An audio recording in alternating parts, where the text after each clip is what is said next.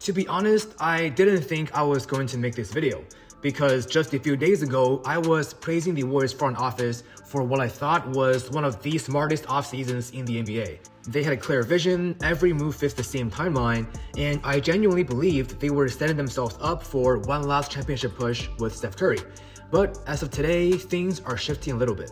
Now, before I get into my thoughts, let's first listen to what Anthony Slater had to say on ESPN.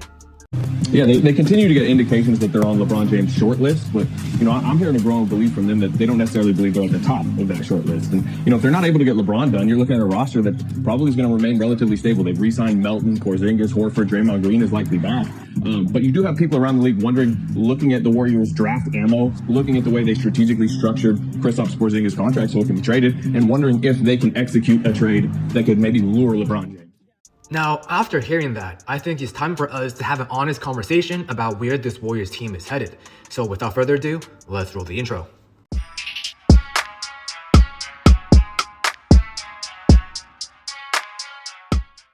Yo, what's up guys, Jason here back with another video. If it's your first time watching, I cover the Golden State Warriors every single day on YouTube, along with other NBA news, trades, and rumors on YouTube Shorts, Instagram, and TikTok. So if you're a basketball fan, don't forget to leave a like and subscribe because you do not want to miss any of my future upload. Now, if you've been following my channel, you know I've been talking about the Warriors' 2-year plan for weeks now. The front office started the offseason exactly how I pictured it.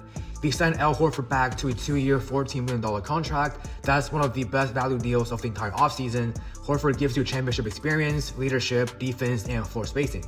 And then after acquiring Kristaps Porzingis last year before the trade deadline, they brought him back on a 2-year, $40 million deal.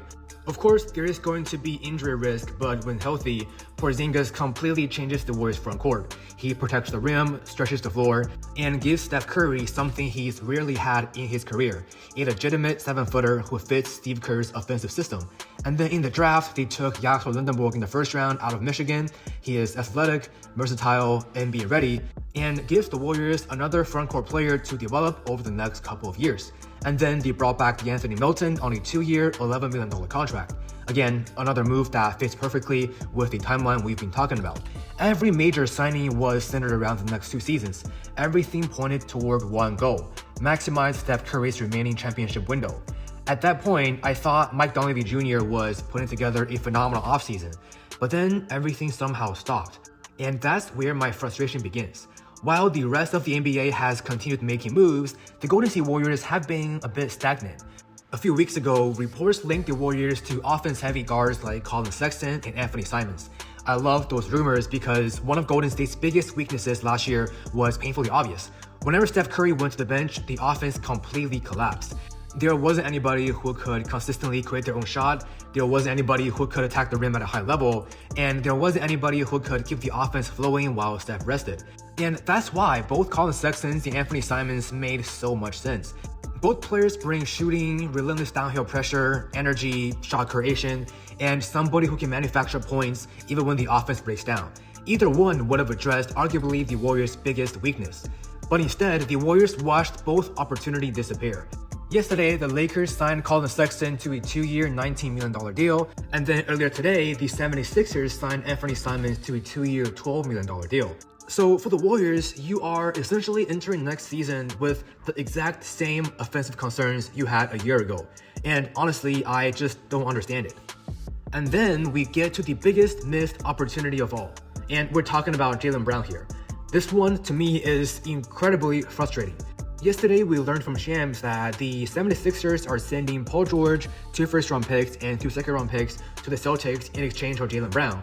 And they got Jaylen Brown without giving up the kind of package many people expected. So naturally, my question becomes, where in the world were the Golden State Warriors? You're telling me Golden State couldn't put together a package around Jimmy Butler, 3 first and 2 second? Jimmy Butler is making nearly $57 million next season. He is going to miss almost 75% of the regular season because he is recovering from a torn ACL. But if your goal is to maximize Steph Curry's championship window, why wouldn't you aggressively pursue somebody like Jaylen Brown? Jaylen Brown is entering the prime of his career. He is an elite 2-way player, can score at all 3 levels, can defend the opposing team's best player arguably, and most importantly, he takes pressure off Steph Curry. That's exactly what Golden State Warriors needs. Instead, they never seriously entered the conversation, and that to me is just incredibly disappointing. Now, the latest reports suggest that the Warriors are content with their current roster, and honestly, that right there might be the biggest concerning part of all. Because content to compete against who? Now, let's look at the Western Conference. The Thunder is still one of the best teams, if not the best team in the entire league. They are young, athletic, they have depth, and they're only getting better. The Spurs now have rapidly become one of the most dangerous teams in basketball. And this offseason, they kept everybody and also brought in Tobias Harris at the forward position. Victor Wembanyama continues to improve, and they've surrounded him with even more talent. The Denver Nuggets still have Nikola Jokic, arguably the best player in the world right now. And then the Houston Rockets with Kevin Durant are still competitive. The Minnesota Timberwolves brought in LaMelo Ball to pair next to Anthony Edwards. The Dallas Mavericks are rising with Cooper Flag. Even teams fighting for the play-in tournament have improved their roster. For example, the Blazers got Ja Morant. Now compare that to the Golden State Warriors. Yes, Steph Curry is still phenomenal. Yes, Porzingis and Horford make the frontcourt decent. And yes, Draymond Green remains as one of the smartest defenders in basketball. But is that enough? Personally, I don't think so. Not in the Western Conference, not against OKC, not against San Antonio, not against the teams they're going to have to beat 4 times in a 7-game series. And that's why I continue coming back to the same point. Steph Curry is 38 years old. You do not get unlimited opportunities anymore. Every single offseason matters, every missed opportunity matters, every roster decision matters. Because right now, you are not building for the future, you are building for today. That is why I wanted to pursue Jaylen Brown. That's why I like the idea of adding Anthony Simons or Colin Sexton, and that's why I've continued talking about trading away Jimmy Butler for immediate firepower. Golden State doesn't need more role players. They need another player who can genuinely change a playoff series. Right now, I just don't see that play on this roster. Now, could Mike Dunleavy still have another move up his sleeve? Absolutely. There's still time before the season starts. There's still veterans available. There's still trade opportunities that could emerge, and I genuinely hope that's the case. Because if the Golden State Warriors walk into next season with this exact roster, I do not think they're serious championship contenders. I think they're a solid playing team, maybe a playoff team.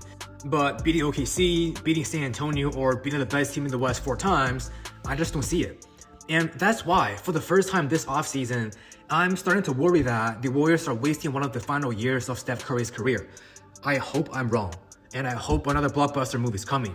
But as things stand today, I think Golden State has gone from having one of the smartest off-seasons in basketball to risking one of the biggest missed opportunities of Steph Curry's championship window. But that's just my opinion, and I want to hear from you guys. Do you think the Warriors are finished making moves, or do you believe another blockbuster is still coming? And if the roster stays exactly the way it is today, how far do you think this team can realistically go in the Western Conference? Let me know your thoughts in the comment section down below.